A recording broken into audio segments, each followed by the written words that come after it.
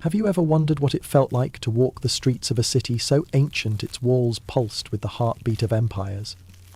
Hello, folks. Tonight we drift through the mists of time to Babylon, where golden towers catch the dying light and empires rise and fall like waves on forgotten shores. Settle into your pillow, let your breath soften, and wander with me to a place of hanging gardens and star-crowned ziggurats, where the Euphrates weaves tales through streets of stone. Like and subscribe if you want to hear more of these unveiling stories before you sleep. In the shimmering heart of Babylon, where golden spires pierce the twilight, and the Euphrates whispers ancient secrets, one man's faith faces the ultimate test. Daniel, a humble exile, stands unshaken as jealous rivals weave a deadly trap, casting him into a den of ravenous lions. Guided by a mysterious vision, you walk beside him through a night where darkness bows to courage and trust becomes a radiant shield. Will Daniel's unwavering belief defy the jaws of death, or will Babylon's shadows claim him? Step into a tale of wonder, danger, and divine mystery, where one man's stand lights a flame that burns through the ages. Let us begin this journey together, to a time when faith could move mountains and one man's courage lit the darkness of an empire. In the soft light of dawn, when the world holds its breath between night and day, the great city of Babylon awakened like a slumbering giant stretching toward the heavens. Picture, if you will, this marvel of the ancient world, where towers of glazed brick caught the morning sun and threw it back in shimmering waves of blue and gold. The air itself seemed to hum with the quiet energy of a civilization at its peak, a gentle rhythm that pulsed through streets wide enough for royal chariots and narrow enough for whispered secrets. King Darius ruled from his palace at the heart of this magnificent city, and his empire stretched like an endless tapestry across the known world. 127 provinces bowed to his authority, from the sun-baked sands of Egypt to the cool mountains of distant lands whose names were poetry on the tongue. Yet, for all its vastness, this empire was governed with surprising gentleness, a careful balance of strength and wisdom that allowed different peoples to flourish under one crown. The hanging gardens of Babylon rose in terraced splendour from the palace grounds, a cascade of green that seemed to defy the desert around it. Water flowed through ingenious channels, creating a symphony of gentle streams and falling drops that provided a constant soothing background to palace life. Cypress trees reached toward the sky like ancient prayers, their branches home to songbirds whose melodies drifted on the warm breeze. Gardens within gardens nested like dreams within dreams, each level revealing new wonders, new scents, new colours that painted the air itself. Through the broad avenues of the city, merchants led caravans loaded with treasures from the ends of the earth. Silk from distant lands whispered against wooden crates. Spices filled the air with fragrances that spoke of monsoon rains and mountain snow, of harvests gathered under foreign stars. The markets buzzed with a dozen languages, yet somehow the rhythm remained peaceful, unhurried, as if the very stones of Babylon encouraged contemplation over haste. In this city of wonders, where every sunset painted the Euphrates River gold and every sunrise brought new possibilities, there lived a man whose presence had become as much a part of the palace as the ancient cedar beams that supported its roof. Daniel had served kings for decades now, his hair silver with wisdom, his face lined with the gentle marks of a life lived in faithful service. He was one of only 3 administrators who governed the entire kingdom under Darius, a position of trust so rare and precious that it spoke volumes about the character of the man who held it. Each morning Daniel would walk through the palace corridors with the measured pace of someone who understood that true authority came not from rushing, but from presence. His footsteps echoed softly on polished stone floors, a steady rhythm that servants and officials had come to recognize and find comfort in. When Daniel passed, conversations became more thoughtful, decisions more carefully weighed, as if his very presence reminded others that they served something greater than themselves. The palace itself was a wonder of ancient engineering, its walls thick enough to withstand any siege, yet pierced with windows that invited the outside world to enter. Courtyards opened like cupped hands to catch rainwater and starlight equally. Gardens nestled in unexpected corners, bringing the scent of jasmine and the gentle rustle of palm fronds into the very heart of government. It was in this blending of strength and beauty that Babylon revealed its true genius. A civilization that understood that power without grace was merely tyranny. From his office high in the administrative wing, Daniel could look out over the city he had come to love. The view stretched across flat rooftops where families gathered in the evening, cool past temple towers that reached toward heaven like fingers of ancient prayer, to the great walls that protected this oasis of civilization from the wild world beyond. Those walls, massive and eternal seeming, were wide enough for 2 chariots to pass each other at their tops, yet they seemed less like barriers than like gentle arms embracing all who found safety within. The rhythm of Babylon was the rhythm of confident peace. Citizens moved through their daily tasks with the unhurried grace of people who trusted in tomorrow. Children played in shaded courtyards while their parents conducted business in the cool shadows of covered markets. Scholars debated philosophy in the temple schools, their voices rising and falling like distant music. Craftsmen shaped clay and metal and wood with the patient skill of those who understood that the finest things could not be rushed. As the sun reached its height each day, the city would settle into its afternoon rest, a gentle pause that acknowledged the wisdom of working with the natural rhythms of the world rather than against them. Fountains provided their liquid music to empty courtyards. Guards walked their posts with the steady pace of those who protected something precious. And in the palace, the business of governing an empire continued, with the same measured thoughtfulness that had made Babylon great. In this golden city, where the possible and the practical danced together in perfect harmony, Daniel had found his place, not as a conqueror or a native son, but as a servant whose faithfulness had earned him trust beyond measure. And it was here, in this place of beauty and power, that the greatest test of his life would soon unfold, as quietly and inevitably as the setting sun. To understand the man Daniel had become, we must journey backward through the mists of memory, to a time when he was not yet the silver-hailed administrator walking palace corridors, but a young man whose world had been turned upside down by the gentle violence of change. Picture him as he once was, barely more than a boy, standing on a dusty road with the city of his birth growing smaller behind him with each reluctant step. Jerusalem. The very name was a prayer on his lips, a melody that his heart would hum for the rest of his days. It was the city of David, the city of Solomon, the city where the temple of his God reached toward heaven like a stone prayer. In its streets he had learned to walk. In its courtyards he had played as a child. In its sacred spaces he had first heard the ancient songs that would sustain him through decades of exile. The journey to Babylon had been long, measured not just in miles, but in the slow adjustment of a young heart learning to carry homesickness like a familiar burden. Dust had settled on his sandals and in his hair, marking each day's progress toward an uncertain future. Yet even then, something in Daniel's spirit had remained unbroken, unbent.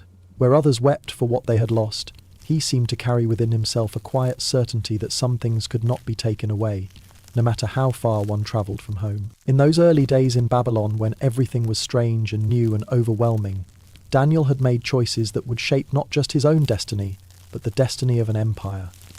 Small choices, seemingly insignificant ones, the choice to eat simple food rather than the rich delicacies of the palace, the choice to speak truth rather than flattery, the choice to remember who he was, even when surrounded by those who would remake him in their own image. But perhaps the most important choice was the one he made each morning, each noon and each evening, as regular as breathing, as natural as the rising and setting of the sun. In his private chambers, in a room whose windows faced west toward the distant hills that hid his beloved Jerusalem, Daniel would kneel in prayer. Not the grand theatrical prayers meant to impress observers, but the quiet, intimate conversations of a soul that had found its true north and would not be turned aside. The window itself had become sacred to him over the years. Through seasons of rain and drought, through political upheavals and personal triumphs, that opening in the wall had remained his constant companion. When the light struck it just right in the early morning, it seemed to glow like a doorway between worlds. When evening shadows fell across the floor in geometric patterns, it reminded him that even darkness had its place in the greater design of things. Through that window, his prayers had travelled the hundreds of miles back to Jerusalem, carrying with them all his love, all his longing, all his unshakable faith that distance could not separate him from the God of his father. The Jerusalem he remembered might have been reduced to rubble, its walls broken and its temple destroyed, but the Jerusalem of his heart remained as real and solid as the stones beneath his feet. His daily rhythms had become a kind of poetry, a gentle liturgy of faithfulness that required no audience but God himself. Before the sun painted the eastern sky with its first tentative brushstrokes, Daniel would rise and spend time in quiet meditation, reading from the scrolls he had managed to preserve through all his journeys. The ancient words seemed to take on new depth here in this foreign land, as if exile had sharpened his ability to hear the whispers of eternity hidden within familiar phrases. At midday, when the sun stood directly overhead and the palace hummed with activity, he would pause again, not obviously, not in a way that would draw attention or disrupt the flow of business, but quietly, internally, turning his heart toward home like a flower following the light. These moments of connection sustained him through long hours of meetings and decisions, reminding him that his ultimate allegiance belonged not to any earthly king, however kind, but to the King of Kings. And in the evening, when the day's work was done and the palace settled into its nighttime quiet, Daniel would return to his window for the longest of his 3 daily prayers. This was the time for gratitude, for confession, for intercession on behalf of his people scattered across the empire. This was the time when his heart could speak most freely, when the cares of the day could be laid down like heavy burdens at the feet of one who carried all things. Year after year this rhythm had sustained him. Through the reign of Nebuchadnezzar, through the brief and troubled rule of his successors, through the conquest of Babylon by the Persians, and the ascension of Darius to the throne. Kingdoms rose and fell, but Daniel's faithfulness remained as constant as the stars, as reliable as the seasons, as gentle and persistent as water wearing smooth the hardest stone. It was this foundation of quiet daily devotion that had prepared him for every test, every challenge, every moment when the easy path and the right path diverged. Without fanfare, without recognition, Daniel had been building something stronger than palace walls, something more enduring than royal decrees. He had been building a character that could not be shaken, a faith that could not be moved, a heart that beat in rhythm with heaven itself. In the shadowed corners of the palace, where whispered conversations echoed off marble walls and ambitious men gathered like moths drawn to the flame of power, a different kind of story was beginning to unfold. It started, as these things often do, with the slow burn of envy, a feeling that crept through hearts like morning mist through empty courtyards, barely visible at first, but growing denser with each passing day. The other administrators had watched Daniel's rise with increasing unease. There were 2 others who held positions equal to his in the hierarchy of the empire, men of considerable ability and ambition who had clawed their way to prominence through the usual means of court politics. They understood the language of favour and influence, the delicate dance of advancement that required careful timing and calculated risks. Yet somehow this Hebrew exile had surpassed them all, without seeming to play the game at all. In the quiet hours after the evening meal, when oil lamps cast long shadows down palace corridors, these men would find each other in alcoves and antechambers. Their voices carried the weight of frustration barely held in check, the careful modulation of those who had learned that palace walls had ears and memories. They spoke of Daniel's inexplicable influence with King Darius, the way the monarch's face would light up when the Hebrew entered the room, the deference shown to a man who should, by all rights, have remained a grateful but subordinate captive. What particularly galled them was Daniel's apparent effortlessness. Where they schemed and manoeuvred, he simply served. Where they sought to curry favour through elaborate gifts and flowery speeches, he offered honest counsel and competent administration. It was as if he possessed some secret knowledge that made their striving seem crude and obvious by comparison. The king trusted him, not because Daniel had worked to earn that trust, but because trust seemed to flow from him as naturally as light from a lamp. The satraps, too, had begun to gather in their discontent like storm clouds building on a distant horizon. These were the governors of provinces, men accustomed to the weight of authority and the respect that came with position. Yet they found themselves deferring to Daniel's judgment on matters that affected their own territories. When disputes arose between provinces, it was Daniel whom the king consulted. When new policies needed to be implemented across the empire, It was Daniel who crafted the language and oversaw the execution.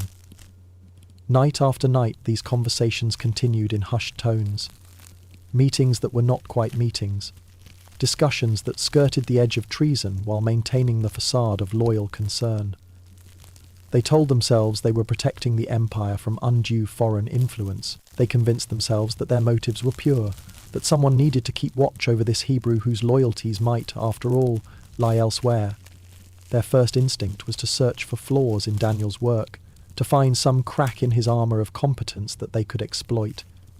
Teams of scribes were quietly assigned to review his decisions, to examine his handling of provincial matters, to scrutinise every decree that bore his seal. They combed through financial records with the intensity of scholars studying sacred texts, looking for any sign of corruption, any hint of self-dealing, any evidence that Daniel was less than the paragon he appeared to be. But the harder they looked, the more frustrated they became. Daniel's records were meticulous, his decisions were fair and well-reasoned. His handling of the king's treasure was beyond reproach. If anything, their investigation only served to highlight his competence and integrity, making their own performance seem shabby by comparison. It was maddening, this discovery that their enemy was exactly what he appeared to be, an honest man doing honest work with unusual skill. Weeks passed, then months, as their quiet investigation continued. They examined his personal life, his associations, his habits. They noted his regular attendance at certain types of court functions and his polite but firm refusal of others. They observed his modest lifestyle, his preference for simple clothes and simple food, his lack of ostentation despite his high position. Everything they discovered only deepened the mystery of his success and their resentment of it. As autumn gave way to winter, and the investigation yielded nothing but evidence of Daniel's blamelessness, the tone of their whispered conversations began to change. Frustration hardened into something colder, more calculated. If they could not find fault with his work, perhaps they needed to look elsewhere. If he was blameless in his professional duties, perhaps there were other areas where he might be vulnerable. It was during one of these late-night gatherings, in a small chamber lit by a single oil lamp that cast their faces in harsh relief, that someone first spoke the words that would change everything. "We will never find any basis for charges against this Daniel," the voice was soft, almost thoughtful, "unless it has something to do with the law of his God." The words hung in the air like incense, heavy with implication. Around the circle of faces, understanding dawned slowly, like sunrise breaking over a landscape that had been hidden in darkness. They had been looking in the wrong place all along. Daniel's strength, his unshakable integrity, his mysterious favour with the king, it all flowed from the same source, his unwavering devotion to the God of his fathers. And perhaps, just perhaps, that devotion could be turned into a weapon against him. The plan that emerged from those shadowed conversations was as elegant as it was cruel, crafted with the precision of master jewelers setting a trap disguised as a gift. In the days that followed that fateful realization, the conspirators moved with the careful patience of hunters who understood that the most dangerous prey required the most delicate approach. They met in different places now, rotating their gatherings like a slow dance through the palace's many chambers, never gathering in the same location twice, never speaking in anything louder than whispers. The decree they crafted was a masterwork of manipulation, each word chosen with surgical precision to achieve multiple purposes at once. It would flatter the king's vanity, while appearing to serve the empire's interests. It would seem reasonable, even wise, to anyone who didn't understand its true target. Most importantly, it would be irrevocable, bound by the ancient laws of the Medes and Persians that even kings could not change once their seal was set in wax. On a morning when the palace hummed with its usual quiet efficiency, they made their approach. King Darius was in his morning audience chamber, a room designed to inspire both comfort and respect, where golden lions gazed down from frescoed walls and soft carpets muffled every footstep. Sunlight streamed through high windows, painting geometric patterns on the floor that shifted and changed as the earth turned toward midday. They came as a delegation, all the administrators and satraps moving together with the synchronized precision of a well-rehearsed performance. Their faces wore expressions of earnest concern, the carefully crafted masks of loyal servants who had wrestled with a difficult decision and concluded that their duty to their king outweighed their personal reservations. They had practiced this moment in whispered rehearsals, each knowing his role, each prepared to play his part in the gentle deception they were about to unfold. "Live forever, King Darius," they intoned in unison, their voices creating a harmony that filled the chamber with ritualistic reverence. The formal greeting hung in the air like incense, beautiful and solemn and calculated to remind the king of his own majesty. They bowed in perfect synchronization, a wave of submission that was also, paradoxically, a demonstration of their own unified power. Their spokesman stepped forward, his voice pitched to carry just the right note of respectful urgency. "The royal administrators, prefects, satraps, advisors, and governors have all agreed," he began, his words flowing like honey over the morning stillness, "that the king should issue an edict and enforce the decree that anyone who prays to any god or human being during the next 30 days, except to you, your majesty, shall be thrown into the lion's den." The words were carefully chosen to sound like wisdom rather than treachery. They spoke of unity among the leadership, of careful deliberation, of concern for the empire's spiritual cohesion during uncertain times. They painted a picture of a realm where all prayers, all hopes, all spiritual aspirations would flow through the king himself, making him not just a political leader but a conduit to the divine. King Darius listened with the expression of a man being offered a gift he hadn't known he wanted. The proposal appealed to something deep in his royal nature, the part of him that had always wondered what it would feel like to be truly revered, to be seen not just as a man with a crown but as a bridge between earth and heaven. The idea seemed to glow with possibility, transforming him from a mere administrator of worldly affairs into something approaching godhood itself. "For 30 days, the spokesman continued, his voice growing warmer with each word, "let all the peoples of the empire demonstrate their loyalty and unity by directing their prayers to the throne.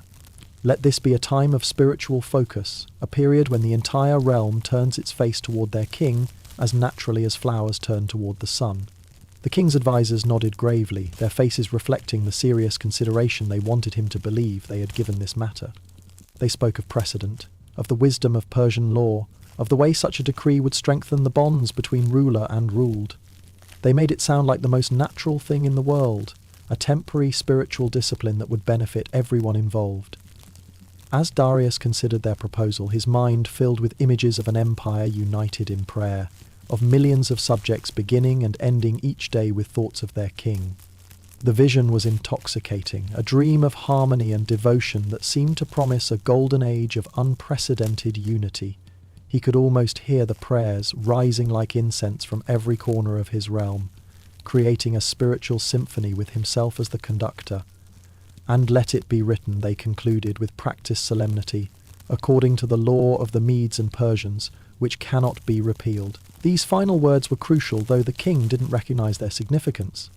By invoking the ancient principle of irrevocable royal decrees, they were ensuring that once Darius agreed, no power on earth could undo what was about to happen. Not the king's own regret, not Daniel's faithful service, not even the realization that he had been deceived. The law once sealed would be as immutable as the movements of the stars themselves. Darius reached for his royal seal with the satisfaction of a man making a decision that felt both wise and generous. The golden signet ring caught the morning light as he pressed it into the warm wax, leaving behind the impression that would doom his most faithful servant. The seal seemed to glow for a moment in the honey-coloured wax, beautiful and terrible and final. The conspirators watched with carefully controlled expressions as their trap snapped shut with the soft whisper of metal meeting wax. In that moment they believed they had won, that their careful planning had finally cornered the man whose integrity had made them feel small. They bowed again to their king, their hearts singing with the dark satisfaction of a plan perfectly executed, unaware that they had set in motion forces far beyond their understanding or control. News travels through a palace like water finding its way through stone, seeping through cracks and crevices that seem too small to matter, yet carrying with it the power to reshape entire landscapes. By midday, servants whispered the new decree as they polished marble floors and tended oil lamps. By afternoon, the royal scribes were copying it onto parchment with the careful precision of those who understood they were recording history. And by evening, as the sun painted Babylon's towers in shades of gold and amber, the words had reached every corner of the empire's administrative heart. Daniel learned of the decree not through any official announcement, but in the way that those who live close to power often do, through the careful silence that suddenly surrounded his name in conversations that stopped when he approached, through the meaningful glances exchanged between colleagues, through the subtle shift in atmosphere that spoke louder than any proclamation. A loyal scribe, one who had worked under Daniel's gentle authority for years, finally found the courage to approach him in a quiet corridor, his voice barely above a whisper as he shared what everyone in the palace now knew. Standing there in the soft light of the late afternoon, listening to words that would reshape his world, Daniel felt something surprising settle over his spirit. Not fear, though any reasonable man would have been afraid.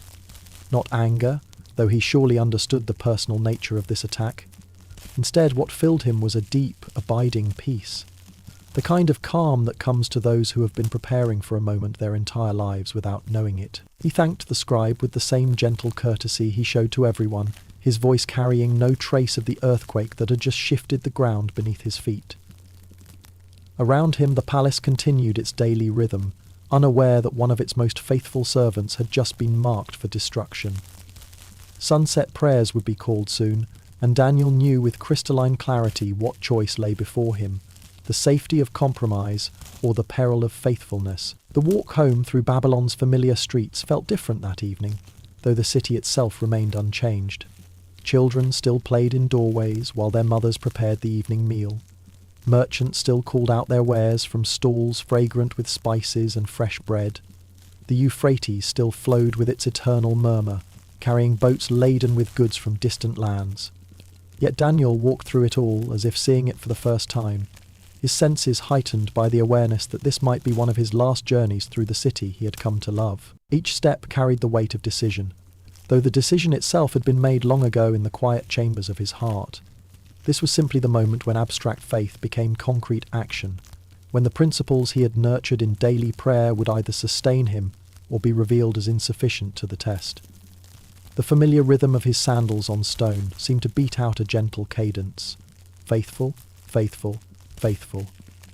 As he walked, Daniel's mind turned not to strategies for avoiding the trap, but to the deeper currents that had brought him to this moment.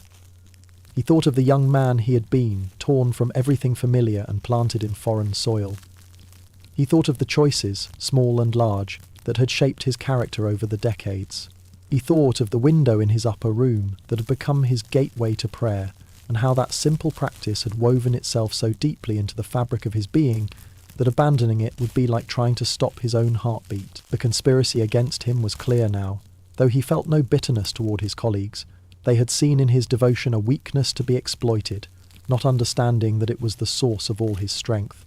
They had crafted their trap with careful precision, but in doing so, they had also offered him the opportunity to demonstrate publicly what he had been demonstrating privately for decades, that some things matter more than survival, some loyalties run deeper than self-preservation. The streets of Babylon narrowed as he approached his neighbourhood, the grand boulevards giving way to quieter residential areas, where families gathered on rooftops to catch the evening breeze. Here, children recognized him and called out greetings, their voices bright with the uncomplicated affection of those who had known only his kindness. Shopkeepers nodded respectfully as he passed, remembering favours done and wisdom shared in quiet moments.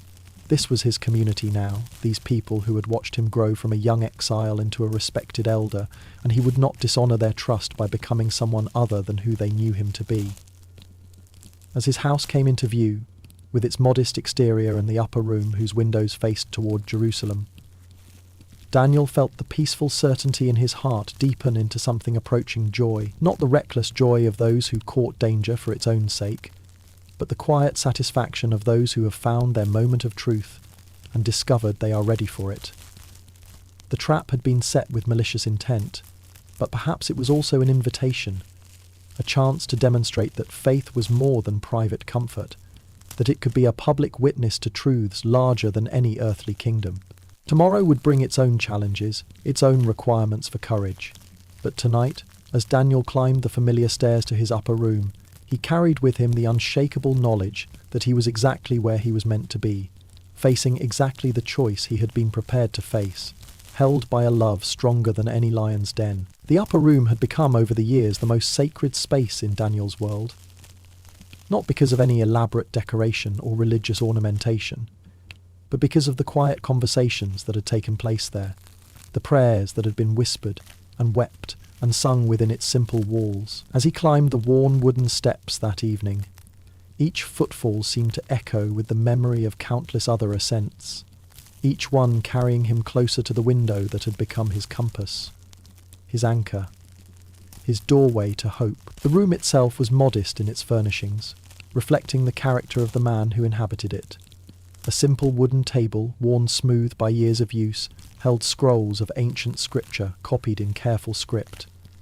A plain chair sat beside it, positioned to catch the best light for reading during the daylight hours. Woven rugs covered the floor, their patterns speaking of distant lands and the patient hands that had crafted them. But it was the windows that drew the eye and captured the heart, those openings in the western wall that had been left unshuttered, uncurtained, open always to whatever lay beyond. Jerusalem, the city of his birth, the city of his God, lay hundreds of miles beyond those windows, invisible to the eye but vivid in memory and hope. When Daniel knelt in prayer, facing west as he had done 3 times daily for more years than many men lived, he was not simply observing a ritual. He was maintaining a connection, keeping alive a conversation that had sustained him through every season of joy and sorrow, triumph and trial. As the sun began its descent toward the horizon, painting the sky in shades of rose and gold that seemed to promise better days ahead, Daniel prepared for what might be his last prayer in freedom. He moved with the unhurried grace of one whose every action had been refined by decades of practice, washing his hands in the basin beside the window, arranging his prayer shawl with the care of one who understood that holy moments deserved holy preparation. The ritual of evening prayer began as it always had, with words of praise and gratitude that had been spoken in this room for so many years that they seemed to have worn grooves in the very air.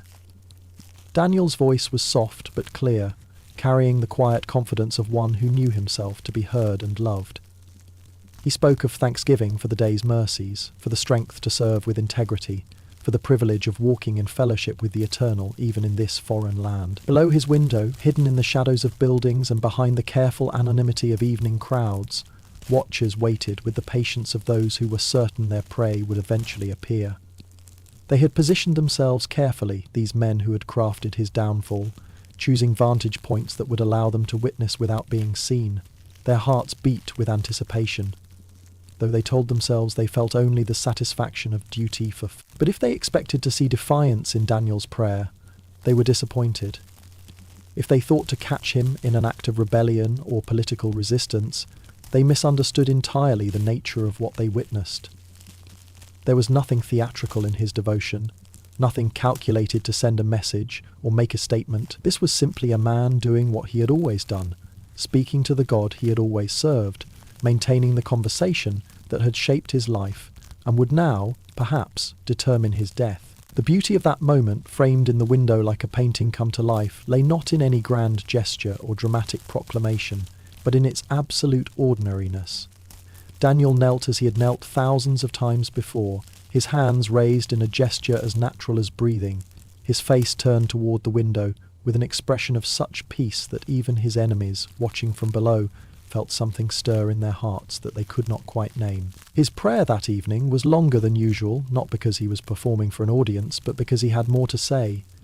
He prayed for King Darius, asking that wisdom would guide his decisions and that compassion would temper his justice. He prayed for his colleagues, even those who had set this trap, asking that their hearts might be turned from envy to understanding.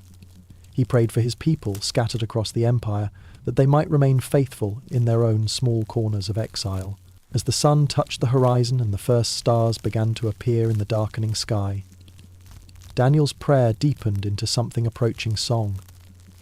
The ancient words of the Psalms flowed from his lips like water from a spring, carrying with them all the longing and hope and unshakable trust that had sustained his people through generations of wandering. He sang of the God who neither slumbers nor sleeps, who watches over his children with unfailing love, who turns even the wrath of men to his glory. The watchers below shifted restlessly in their hiding places, uncomfortable witnesses to something they had not expected to see. They had come to observe an act of treason, but found themselves watching an act of worship so pure and unaffected that it seemed to make their own scheming feel small and sordid by comparison. Still, they had their duty, and evidence was evidence, regardless of how beautiful or peaceful it might appear. As Daniel rose from his knees and carefully folded his prayer shawl, the deed was done. Not with dramatic flourish or defiant gesture, but with the quiet dignity of a man who had chosen faithfulness over safety, trust over fear, integrity over survival. The window remained open to the west, framing now the first stars of night, those distant lights that had guided travellers and dreamers and exiles home for countless generations. Tomorrow would bring accusation and judgment, the formal machinery of law and punishment that his enemies had so carefully prepared. But tonight, in this sacred space where earth touched heaven through the simple act of prayer, Daniel rested in the peace that comes to those who have aligned their hearts with something greater than themselves, something stronger than any earthly power, something that even lions could not touch. Dawn came to Babylon with its usual gentle glory, painting the palace walls in shades of gold and rose. But the conspirators had been awake long before the sun kissed the eastern horizon. They moved through the morning shadows with the purposeful energy of those who had waited months for this moment, their footsteps echoing through corridors that still held the coolness of night. In their hearts burned the satisfaction of a plan perfectly executed, the sweet taste of victory that they had savoured since the moment they witnessed Daniel's evening prayer. They approached the throne room with all the ceremony their triumph deserved, arranging themselves in the formal procession that protocol demanded for matters of grave importance.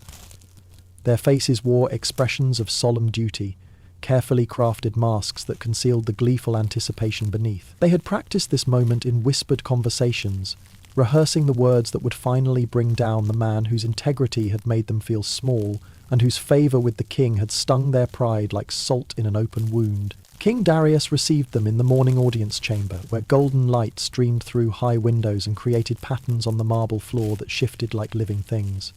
He was in good spirits that morning, buoyed by the thought of his new decree and the spiritual unity it would bring to his empire. The sight of his advisers approaching with such formal gravity puzzled him slightly, but he assumed they brought news of the decree's implementation, perhaps reports of the empire's enthusiastic response to his inspired leadership. "Your Majesty," their spokesman began, his voice carrying just the right note of reluctant duty, "did you not sign a decree that during the next 30 days anyone who prays to any god or human being except to you would be thrown into the lion's den?" The king's nod was confident, almost proud. "The decree stands," he replied, "in accordance with the law of the Medes and Persians, which cannot be repealed." The words came easily, flavoured with the satisfaction of a ruler who believed he had made a wise and unifying decision.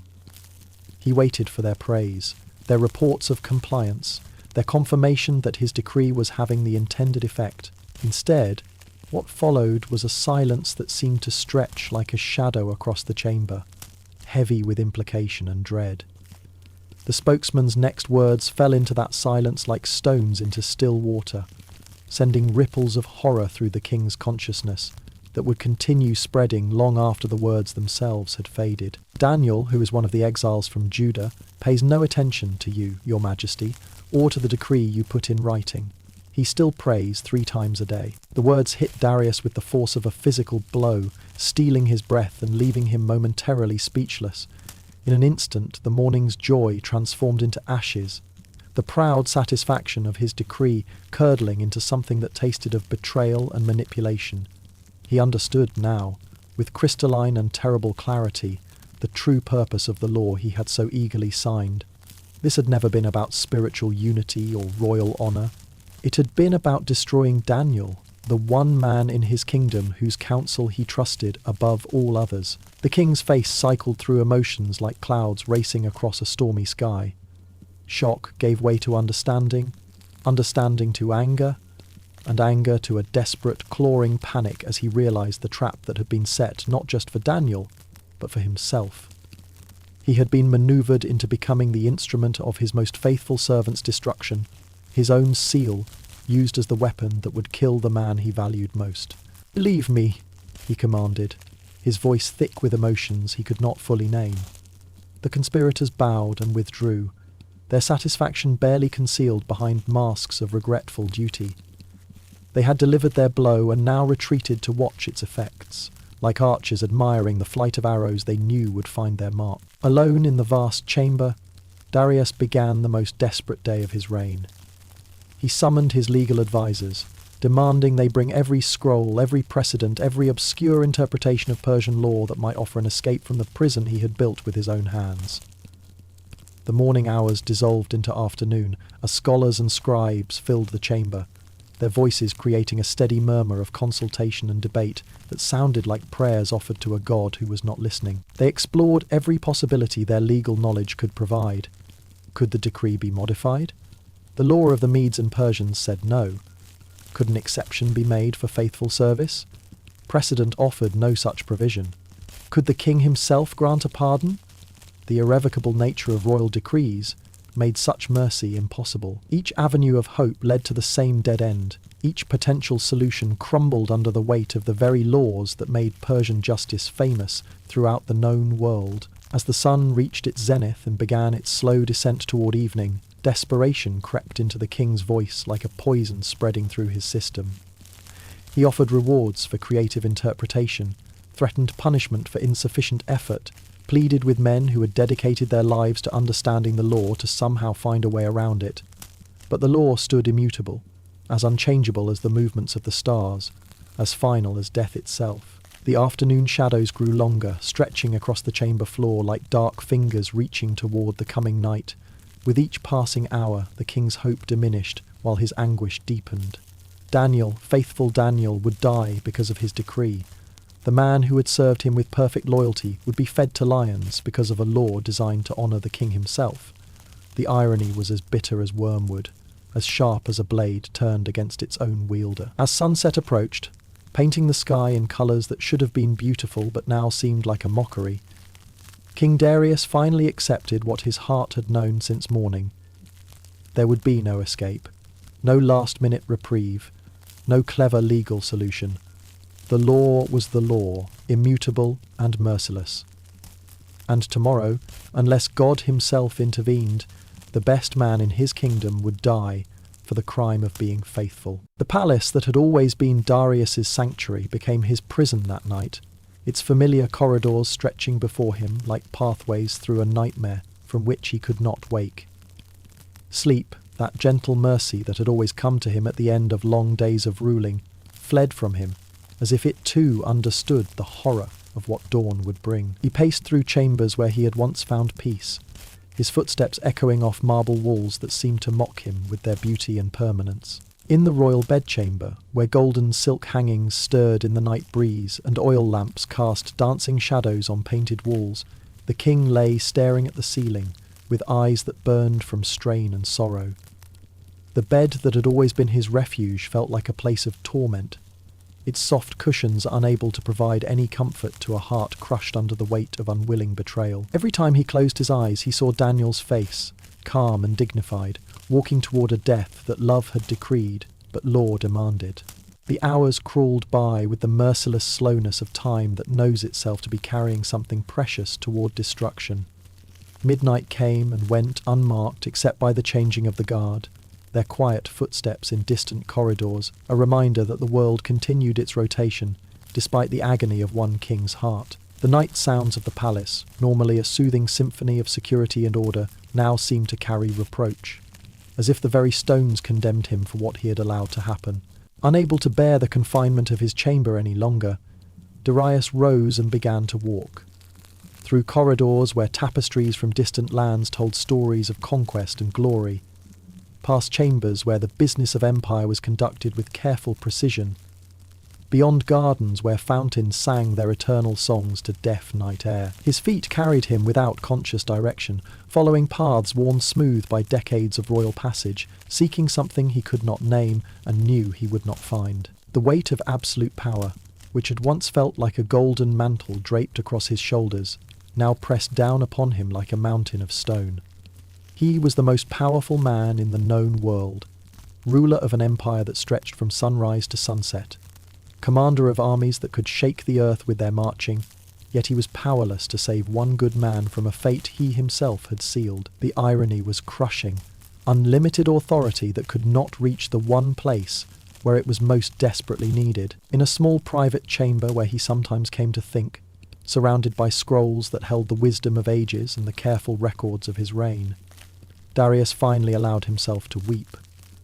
The tears came slowly at first, like the first drops of rain after a long drought, then with increasing force until his shoulders shook with the intensity of his grief. He wept for Daniel, whose only crime had been consistency and virtue. He wept for himself, trapped by laws he had thought were his servants, but which had revealed themselves to be his masters. He wept for the kingdom that was about to lose its most valuable counsellor to the machinations of lesser men. As the night wore on, his anguish took on a quality of prayer, though he was uncertain to whom he was praying.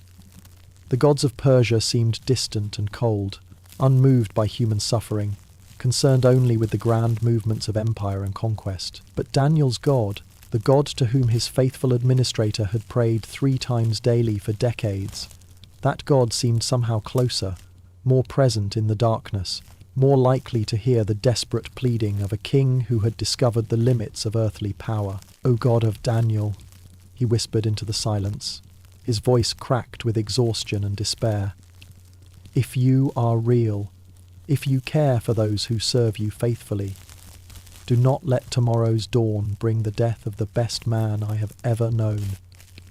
Show yourself mighty on behalf of one who has never wavered in his devotion to you." The words hung in the air like incense, carrying with them all the desperate hope of a man who had run out of earthly solutions and found himself, perhaps for the first time in his life, looking beyond his own power for salvation. It was a strange prayer from a king who had just signed a decree making himself the sole object of worship in his empire. But grief and love had stripped away pretense and left only raw human need. Dawn approached with inexorable certainty, its first pale light creeping through windows like an unwelcome messenger bearing news of execution. Darius felt each moment pass like a physical weight added to his chest, making it harder to breathe, harder to think, harder to maintain the facade of royal composure that duty demanded. Soon, very soon, he would have to walk to the place of execution and watch as the law he had signed claimed its victim. He could delay no longer. Protocol demanded that the king himself oversee the implementation of royal decrees, especially those involving capital punishment. His presence would be required, his words of condemnation expected, his royal seal the final authority that would send Daniel to his death. The thought nearly broke him, but he was still a king, still bound by the terrible duties that came with unlimited power. As he prepared to leave his chambers and walk toward the lion's den, Darius whispered one final prayer, the only blessing he could offer to the man whose faithfulness had brought him to this moment. "May your God, whom you serve continually, rescue you." The words were both petition and prophecy, both desperate hope and resigned acceptance that some things lay beyond even a king's ability to control. In a few hours he would discover whether Daniel's God was more powerful than Persian law, whether faith could triumph where royal authority had failed, whether love was indeed stronger than death. The morning sun climbed slowly over Babylon's eastern walls, casting long shadows across the city as the most sorrowful procession in the empire's history began to form. It moved with the stately rhythm of ceremony, yet carried within it the weight of impending tragedy, like a funeral march for the living. Palace guards in their finest armour led the way, their spears catching the early light, their faces set in expressions of professional duty that barely concealed their discomfort with the task at hand. Behind them walked the administrators and satraps, the very men whose scheming had brought about this moment. They maintained their facades of reluctant justice, their eyes downcast in what appeared to be sorrowful resignation, but which careful observers might have recognised as barely suppressed satisfaction. They had won their victory at last, cornered their rival through the irrevocable machinery of Persian law, and now they walked to witness the culmination of their careful planning. In their midst walked Daniel, and it was he who drew every eye, he who transformed what should have been a procession of triumph into something approaching a holy pilgrimage. There was no defiance in his bearing, no theatrical martyrdom or desperate pleading. Instead, he moved with the same quiet dignity that had characterized his entire career, his steps measured and calm, his face reflecting the deep peace that had settled over his spirit during his night of prayer. King Darius followed at a distance that protocol demanded, but his heart rejected. every step an agony that threatened to break his royal composure entirely. The man walking toward death was more than his most trusted administrator. He was the closest thing to a friend that the loneliness of absolute power had allowed him to have. Yet here he was, forced by the immutable laws of his own empire to serve as chief mourner at an execution he had unwillingly decreed. The place of execution lay beyond the city walls, where the limestone bedrock had been carved and shaped by generations of stonemasons into something that served the empire's need for swift and final justice. The lion's den was not merely a pit or a cage, but a carefully engineered chamber carved deep into the living rock, its entrance a dark mouth that seemed to exhale the breath of the underworld itself. As the procession approached this place of ending, the very air seemed to grow heavier, charged with the weight of what was about to unfold. Birds fell silent in the nearby trees, as if nature itself understood that it was about to witness something that would echo through the ages. The morning breeze, which had been stirring the pennons and banners of the royal party, died away to perfect stillness, leaving only the soft sound of sandaled feet on stone and the muffled whispers of those who had come to watch. The den's opening yawned before them like a doorway to another world, its depths lost in shadow that seemed to swallow light itself. Stone steps, worn smooth by the passage of countless feet, led downward into darkness that held secrets of life and death, survival and surrender. The walls of the entrance were carved with symbols of royal authority and divine justice, reminders that what happened here was sanctioned by both earthly law and cosmic order. Daniel paused at the threshold, not from fear but from a kind of reverent acknowledgement of the magnitude of the moment. He turned back toward the assembled crowd, his gaze finding King Darius across the distance that separated them, and for a moment their eyes met. In that silent exchange passed all the words that duty and protocol forbade them to speak: forgiveness from the condemned, anguish from the condemner, and a mutual understanding that they were both caught in currents larger than themselves. With the same measured grace that had characterized his entire life, Daniel began his descent into the den. Each step echoed softly in the stone chamber, a gentle rhythm that spoke of acceptance rather than resignation, of trust rather than despair. The darkness swallowed him gradually, his white robes fading like a ghost departing the world of the living, until only the soft sound of his breathing could be heard from the depths below. The great stone that would seal the entrance had been prepared in advance, a massive wheel of granite that required a dozen men to move. As it began its slow journey across the opening, the watchers above felt the finality of the moment settle over them like a shroud. This was no ordinary execution. This was the burial of virtue itself, the entombment of integrity, in a world that had no place for such absolute faithfulness. The stone settled into its groove with a sound like distant thunder, sealing Daniel away from the world he had served so faithfully. But even this was not enough to satisfy the demands of Persian law. King Darius approached the sealed entrance, his hands trembling as he pressed his royal signet ring into the soft clay that would harden around the stone. The other nobles followed suit, each adding his own seal to the barrier, creating a wall of authority that no earthly power could breach. In the silence that followed the crowd's departure, only the sealed stone remained to mark the place where faith had chosen to make its stand against the world, where trust had descended willingly into darkness, where love had proven itself stronger than the fear of death. And in that darkness, surrounded by the most dangerous predators in the empire, Daniel began the longest night of his life. Held only by the promises of a God whose faithfulness had never failed. As the seals hardened in the morning air, the assembled crowd began to disperse, their duty done, their justice served. But King Darius remained, staring at the sealed tomb that held his friend, knowing that somewhere in the darkness below, Daniel knelt in prayer to a God who might or might not choose to intervene. The morning sun climbed higher, painting the stone in shades of gold that should have been beautiful, but now seemed like a mockery of hope. The walls wept with moisture that had seeped through limestone over countless years, creating a gentle symphony of dripping that echoed in the stone chamber like a liquid heartbeat. The air was cool and damp, carrying scents that spoke of earth and stone and something wilder, something that belonged to neither palace nor city, but to the untamed places where civilization had never set foot. It was the scent of the wilderness itself, concentrated and intensified by confinement. The darkness in the den was complete, absolute, the kind of primordial blackness that seemed to have weight and substance of its own.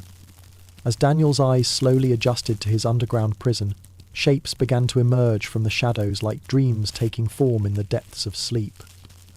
The chamber was larger than he had imagined from above, carved from living rock with a skill that spoke of generations of craftsmen who had understood that this place needed to be both functional and eternal. And in that wilderness lived the kings of the animal world, creatures whose very presence transformed the carved chamber into something far removed from human understanding. The lions moved through their domain with the fluid grace of shadows given substance, their great paws silent on the stone floor, their breathing a rhythm of power held in careful check. They were magnificent beings, these cats, who had been born to rule the wild places of the earth, their manes flowing like liquid gold even in the darkness, their eyes catching what little light filtered down from above and throwing it back in amber gleams. Daniel found a place against the far wall where he could sit with his back supported by cool stone, and there he settled himself with the calm deliberation of one who had accepted his circumstances completely. He did not cower in terror, though any reasonable man would have been paralysed with fear. He did not attempt to command or control the beasts, though some might have tried to use voice or gesture to establish dominance. Instead, he simply was, present in the moment, occupying his small portion of space with the quiet dignity that had characterized his entire life. The lions seemed as puzzled by his presence as any human observer might have been. They approached with cautious curiosity, their great heads swinging from side to side as they investigated this strange new addition to their domain. Their nostrils flared as they caught his scent, trying to categorize this being who showed neither the aggression of a challenger nor the panic of prey. He was something entirely outside their experience, a presence that belonged to neither category. Their instincts had prepared them to understand. One of the great males, his mane full and dark with the authority of leadership, padded closer until he stood within arm's reach of the sitting man. For a moment that seemed to stretch into eternity. Predator and human regarded each other in silence, two expressions of life force meeting in a place where such meetings should have meant death. The lion's amber eyes held intelligence and power and something approaching wonder, as if he sensed that the normal rules of his world had been suspended in the presence of this strange, peaceful intruder. Slowly, with movements that spoke of decision rather than submission, the great cat settled onto the stone floor near Daniel's feet. Not close enough to threaten, but near enough to guard, as if he had appointed himself protector rather than executioner. The other lions, taking their cue from their leader, began to arrange themselves around the chamber in postures of rest, rather than attack. Their powerful forms created a living wall of golden fur and muscle, a circle of protection rather than a pack of predators. As the hours passed, a strange peace settled over the underground chamber, something that transcended the natural order and spoke of forces beyond the physical world at work. The air itself seemed to shimmer with an invisible presence, a warmth that had nothing to do with temperature and everything to do with love, made manifest in the most unlikely circumstances. It was as if the very angels of heaven had descended into this place of intended death and filled it instead with the breath of life. Daniel spent the long hours in prayer, not the desperate pleading of a man facing death, but the quiet conversation of one who walked in familiar fellowship with the divine. His voice was soft, barely above a whisper, but in the acoustics of the stone chamber it seemed to fill every corner with gentle sound. He spoke words of praise and thanksgiving, of trust and surrender, of love for the God who had never left him alone, not even here in this place where human help could not reach. The lions listened as if they understood, their great heads resting on their paws, their breathing synchronized with his in a rhythm that spoke of harmony rather than hostility. Sometimes one would shift position or stretch with feline grace, but none showed any inclination toward violence. They had become participants in something sacred, unwitting guardians of a miracle that was unfolding in the darkness beneath the earth. As midnight approached, marked only by the subtle shift in the air that speaks of the earth turning, Daniel felt a presence settle over the chamber that was more real than stone, more substantial than flesh. It was the presence he had known in his upper room, the same gentle power that had sustained him through decades of exile, now made manifest in the most impossible circumstances. In this place of death, life reigned supreme. In this den of predators, peace ruled absolutely. And in the heart of one faithful man, trust burned like an unquenchable flame, lighting the darkness with hope that even lions could not devour. As the night deepened around them, the lions arranged themselves like a living constellation around Daniel, their great forms settling into positions of repose that spoke of contentment rather than restraint. The largest male, whose mane caught what little light filtered down from above and seemed to hold it like captured starlight, had claimed a place directly beside Daniel's right shoulder. His massive head rested on paws that could have crushed stone, yet his breathing was as gentle as a sleeping child's, rising and falling in the peaceful rhythm of absolute trust. The lionesses, graceful and powerful in their own quiet way, had formed a protective circle around the perimeter of the chamber. Their sleek forms moved occasionally as they shifted to find more comfortable positions on the stone floor. But their movements were languid, unhurried, speaking of creatures at perfect peace with their environment and the strange human who had joined them in their domain. Their eyes, when they opened to check on their unusual companion, held no hunger, no calculation, only a kind of watchful serenity that transformed them from predators into protectors. The young lions, still learning the ways of their kind, but already bearing the noble bearing of their heritage, had curled themselves into furry balls near the chamber's entrance, as if they had appointed themselves guardians against any disturbance from the world above.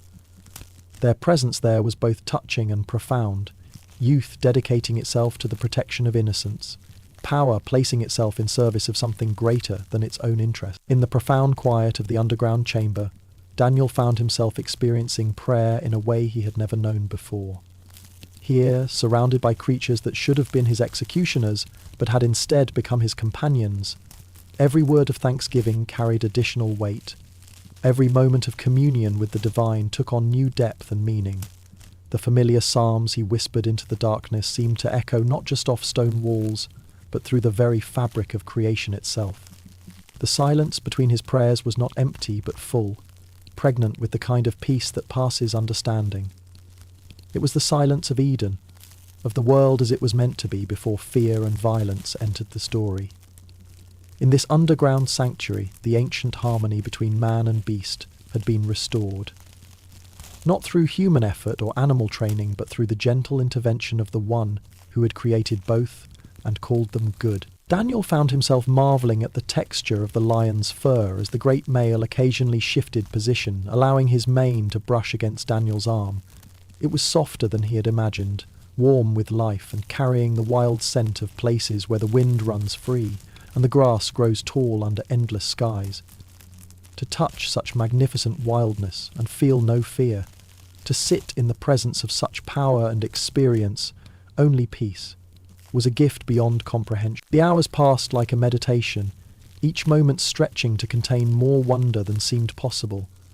Daniel watched the lions' faces in the dim light and saw in them something he had never expected, a kind of recognition, as if they understood that they were participating in something sacred, something that would echo through the ages as a testament to the power of trust over terror, faith over fear, love over the law of fang and claw. Sometimes the lions would stir, rising to pad silently around the chamber before settling again in new positions, but their movements were those of creatures utterly at ease, utterly content. They showed no restlessness, no hint of the hunting instincts that should have made them deadly companions for any human. Instead, they seemed to have stepped outside their own nature, or perhaps deeper into a nature that preceded the fall, when all creation lived in harmony under the benevolent gaze of its creator. The profound mystery of what was happening in the den went beyond the mere suspension of natural law. It was as if the very atoms of creation had been rearranged, the fundamental forces that governed the relationship between predator and prey temporarily rewritten by a power that operated according to principles far beyond human understanding. The lions had not been rendered powerless, their strength remained intact, their magnificence undiminished. Rather, that strength had been redirected, transformed from a force of destruction into an instrument of protection. As Daniel prayed through the long watches of the night, he began to understand that this moment was larger than his own preservation, more significant than the political machinations that had brought him here. This was a demonstration written in stone and flesh and living breath. a proof offered to a watching world that trust in the divine was not misplaced, that faithfulness was not foolishness, that love indeed had the final word in the story of creation. The lions seemed to sense the sacred nature of their role, maintaining their vigil with the solemnity of priests attending a holy ritual. Their presence transformed the den from a place of execution into a temple, their bodies forming the pillars of a sanctuary where heaven and earth met in the most unexpected way. They had become unwitting evangelists, their very existence in peaceful coexistence with their intended victim, proclaiming a truth that no human voice could have articulated so powerfully. In the gentle rhythm of their breathing, in the soft sound of their shifting positions, in the warmth of their presence surrounding him like a living prayer, Daniel found a peace that surpassed every circumstance, a joy that transcended every trial, a trust that even the impossible had become gloriously, miraculously possible. While peace reigned in the depths of the earth, above ground the palace of Babylon had become a house of mourning, its corridors echoing with the quiet footsteps of servants who moved through their duties with the subdued efficiency of those who understood that their king's heart was breaking. The contrast could not have been more complete. Below, in the darkness of the lion's den, harmony and rest. Above, in the golden splendour of royal chambers, anguish and sleeplessness that no earthly comfort could touch. King Darius had returned from the place of execution like a man walking in a nightmare from which he could not wake. The familiar halls of his palace, which had always been a source of pride and pleasure, now seemed to mock him with their beauty. Tapestries from distant lands that had once spoken to him of conquest and glory now appeared to weave tales of betrayal and loss. The very air seemed heavy with accusation, as if the stones themselves knew what he had been forced to do to the most faithful man in his kingdom. In his private chambers, surrounded by luxuries that had once brought him comfort, the king refused every offering his servants brought. When the kitchen staff prepared his favourite delicacies, hoping to tempt him with food that might bring some small pleasure to his troubled spirit, he waved them away without a glance. The thought of eating while Daniel faced death in the darkness below seemed not just impossible but obscene, a betrayal of the friendship that had sustained him through years of difficult decisions and lonely responsibility. The royal physicians came with their potions and remedies, offering gentle herbs that might bring sleep to his tormented mind, but Darius sent them away as well. How could he seek the mercy of rest when his friend was spending what might be his final hours in terror and pain? The very thought of closing his eyes filled him with revulsion, as if sleep would be a surrender to the evil he had been manipulated into committing. When the court musicians arrived with their lyres and flutes ready to provide the evening entertainment that had always helped him forget the burdens of rule, the king's refusal was swift and absolute. Music, which had once lifted his spirits above the weight of earthly concerns, now seemed like mockery in the face of such sorrow. How could there be melody when the voice of his most trusted counsellor might already be silenced forever? How could there be harmony when his own actions had created such discord in the moral order of his kingdom? The palace staff moved through their evening routines with unusual quiet, their voices dropping to whispers when they spoke at all, their movements careful and subdued. They had served in the royal household long enough to recognise the signs of their king's deepest distress, and they responded with the instinctive compassion of those who understood that sometimes the most powerful man in the world needed the gentle consideration usually reserved for the grieving. Servants dimmed the oil lamps without being asked, creating pools of soft light that would not offend eyes already strained with weeping. They walked on silent feet through corridors where their footsteps usually echoed, understanding somehow that every sound seemed amplified to their king's anguished hearing. In the kitchens and laundry rooms, in the stables and gardens, the word had spread. The king mourned, and therefore the palace mourned with him. Meanwhile, in a different wing of the palace complex, a very different scene was unfolding. The conspirators who had engineered Daniel's downfall had gathered in private chambers, their faces flushed with the satisfaction of a plan perfectly executed. Wine flowed freely among them, and their voices carried the triumphant tones of men who believed they had won a great victory over their rival. They toasted their success with goblets of the finest vintage, congratulating themselves on their cleverness and political skill. They spoke in hushed but excited tones about the future, about how Daniel's position would now be available for redistribution among themselves, about how the king's favour could be redirected toward more deserving recipients. Their conversation was peppered with self-congratulation and mutual admiration for the elegant trap they had constructed. To them, Daniel's fate was already sealed, his story already concluded, his influence already relegated to the past. None of them could have imagined what was transpiring in the depths below their feet, where their intended victim sat in perfect peace among creatures that should have devoured him within moments of his arrival. They had no inkling that their carefully crafted revenge was being transformed into a demonstration of divine power that would echo through the ages.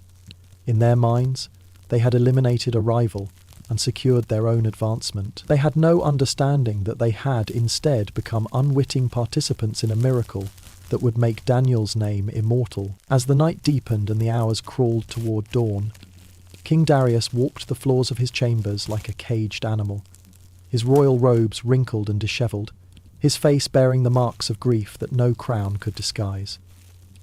Every tick of the water clock seemed to mark another moment of Daniel's suffering. Every shadow cast by flickering oil lamps reminded him of the darkness that had swallowed his friend. The longest night of his reign stretched before him, each hour an eternity of regret and helpless anguish. In the distance, beyond the palace walls, the sealed stone of the lion's den caught the faint light of stars, keeping its secret safe from a world that slept, unaware that heaven itself had descended to earth in the most unlikely place, transforming a chamber of death into a sanctuary of life, a den of beasts into a temple of peace. Dawn came to Babylon as it had for countless mornings before, yet on this day the rising sun seemed to carry with it the weight of destiny itself. The first pale fingers of light touched the eastern towers of the city with gentle persistence, painting the sky in shades of pearl and rose that spoke of hope renewed and promises kept. The morning breeze stirred through the palace gardens, carrying with it the scent of jasmine and the whispered songs of birds who had no knowledge of the drama that was about to unfold beyond the city walls. King Darius had not slept, not even for a moment. He had spent the long hours pacing his chambers like a man possessed, his eyes red with exhaustion and grief, his royal garments wrinkled from a night of anguish. As the first hint of dawn touched his windows, something deeper than conscious thought compelled him to move. His heart, which had been breaking slowly through the dark hours, suddenly began to beat with a rhythm that spoke not of despair, but of desperate hope. Without summoning his usual retinue of guards and attendants, without the ceremony that normally accompanied any royal movement beyond the palace walls, Darius threw a cloak over his dishevelled robes and hurried through corridors still dim with pre-dawn shadows. His sandaled feet echoed on marble floors with an urgency that sent sleepy servants scurrying out of his path, their eyes wide with surprise at seeing their king moving with such undignified haste. The palace gates opened at his approach, guards stepping aside with barely concealed amazement as their sovereign passed through without explanation or escort.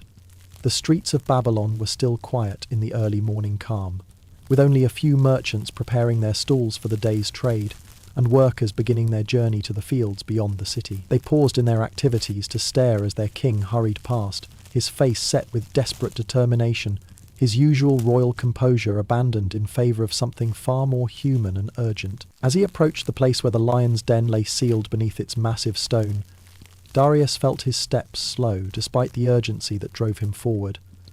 What would he find here? Would there be silence from the depths, confirming his worst fears? Would the stone be stained with evidence of the violence he had been forced to decree?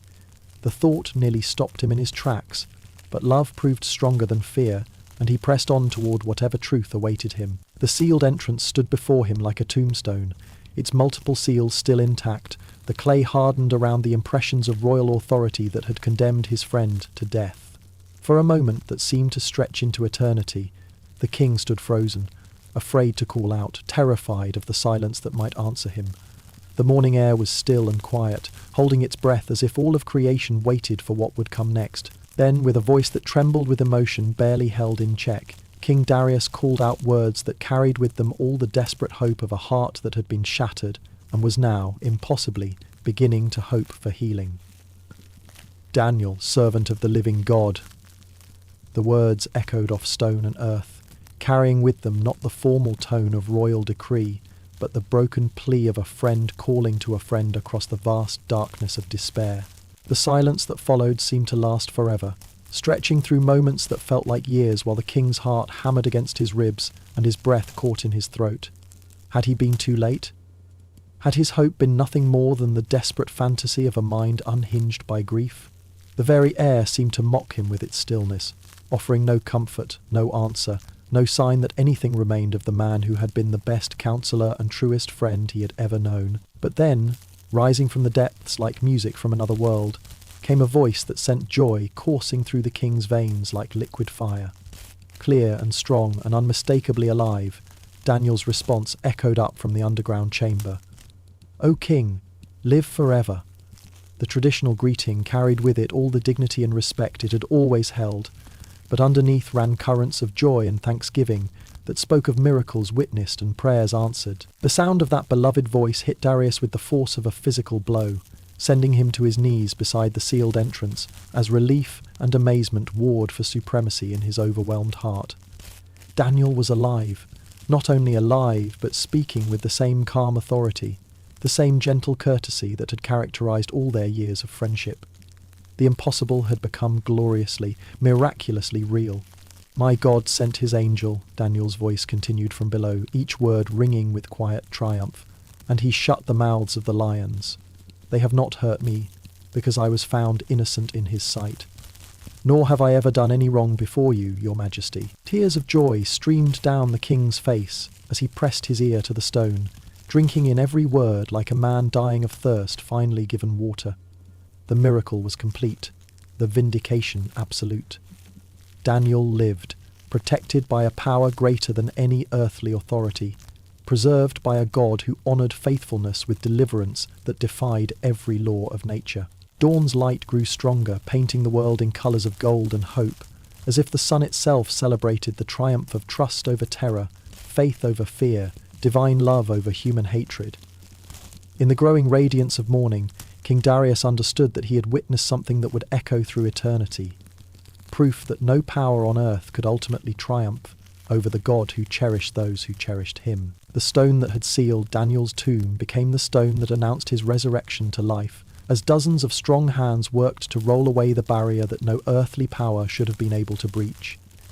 King Darius supervised the operation with trembling hands and eyes bright with tears, his heart racing between desperate hope and overwhelming relief. The seals that had guaranteed Daniel's doom now cracked and fell away like chains, broken by invisible hands, their power revealed as temporary in the face of something eternal. As the great stone rolled aside with a sound like distant thunder, morning light poured into the depths of the den, illuminating what should have been a scene of tragedy, but instead revealed something that would be spoken of in whispers of wonder for generations to come. There, seated peacefully among the lions as if he were holding court in a royal garden, was Daniel, his white robes unstained, his silver hair still carefully arranged, his face radiant, with the kind of peace that only comes to those who have walked through the valley of the shadow of death and emerged untouched. The lions themselves seemed almost reluctant to let their unexpected guest depart,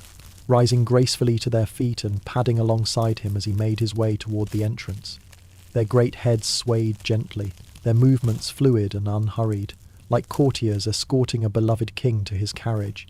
There was no aggression in their bearing, no hunger in their amber eyes, only a kind of noble sadness, as if they understood that the sacred time they had shared was coming to an end. Daniel emerged from the den with the same quiet dignity that had characterized his descent into it, his movements unhurried and graceful, his expression reflecting not triumph over his enemies, but gratitude toward the God who had preserved him.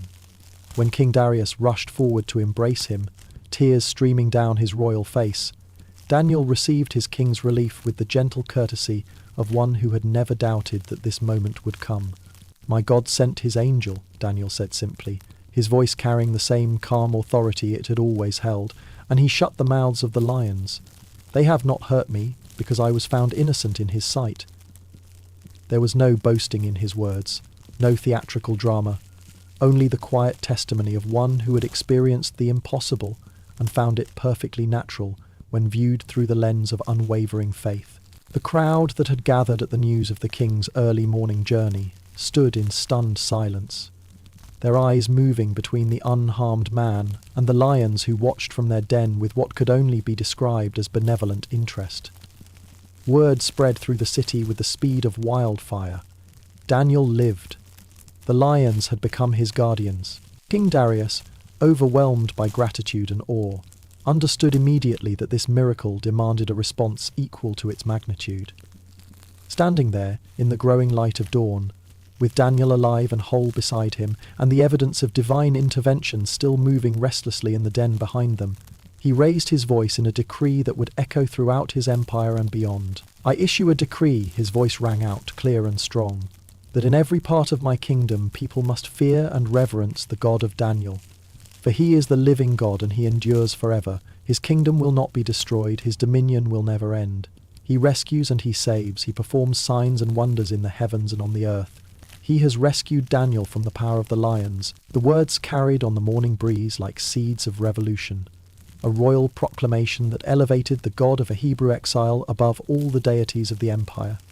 It was unprecedented, this acknowledgement that earthly power had limits, that divine authority transcended even the most immutable laws of men.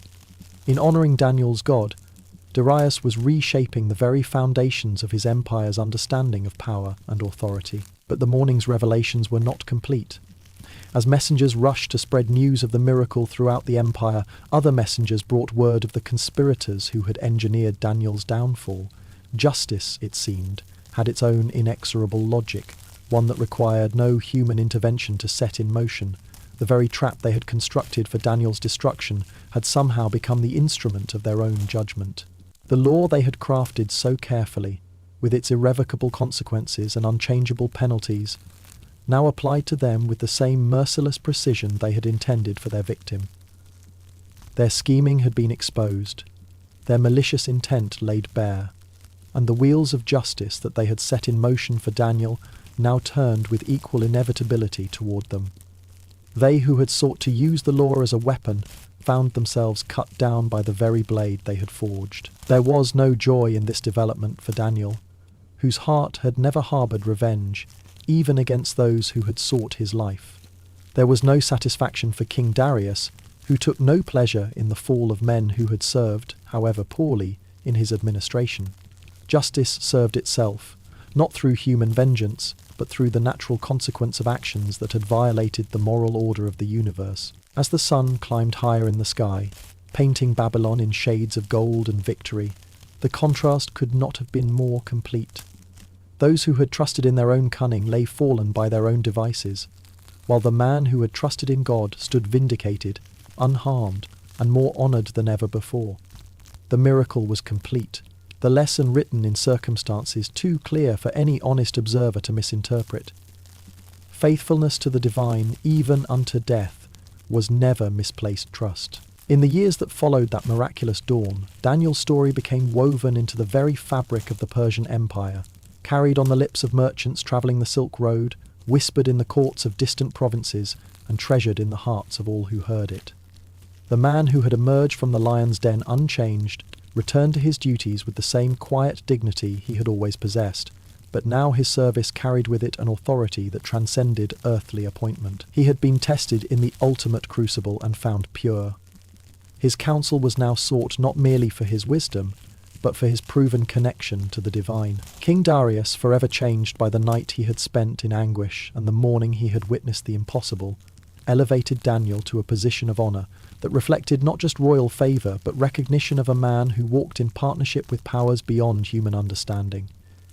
The administrative skills that had always marked Daniel's service now operated under a mantle of spiritual authority that made his decisions carry weight far beyond their immediate practical impact. But it was not Daniel's rise in earthly status that marked the true legacy of his night among the lions. Rather, it was the way his story began to spread like ripples from a stone dropped in still water, reaching corners of the empire and beyond that no royal decree could have touched. Caravan drivers carried the tale to distant lands, speaking around evening fires of the Hebrew who had trusted his God even unto death, and found that trust rewarded with deliverance that defied nature itself. In synagogues scattered across the known world, where Daniel's people gathered to remember their heritage and maintain their faith in exile, the story took on the power of sacred text. Here was proof that their God had not forgotten them, that faithfulness in foreign lands was neither foolish nor futile, that the promises whispered in their ancestral prayers remained as solid as stone and as reliable as sunrise. Children learned Daniel's name alongside those of Abraham and Moses, adding his example to the constellation of stars that guided their understanding of what it meant to trust in the Almighty. The story crossed religious and cultural boundaries with the ease of truth that resonates in the human heart regardless of the particular traditions that shaped it. In Persian households, parents told their children of the administrator whose integrity had proved stronger than lions.